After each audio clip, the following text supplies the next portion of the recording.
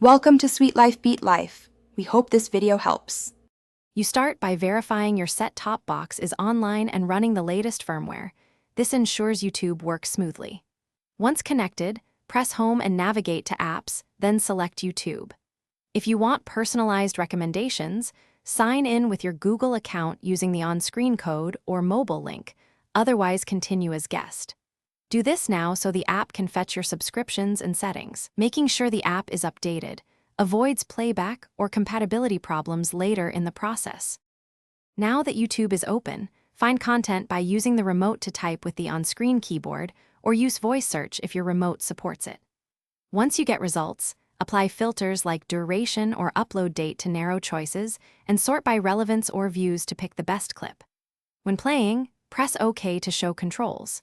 Change quality, enable subtitles, adjust playback speed, or add the video to watch later or a playlist. These steps give you precise control and improve viewing on your TV. To finish, stop playback and sign out if you used a shared account. You can also clear the app cache in settings to free space. Make sure to add any videos you want to keep to playlists so they stay synced with your Google account. If you experience buffering, switch to Ethernet or lower quality to stabilize playback. And if YouTube won't load, restart the set-top box, verify your internet, then reinstall or update the app. These steps resolve most common problems quickly.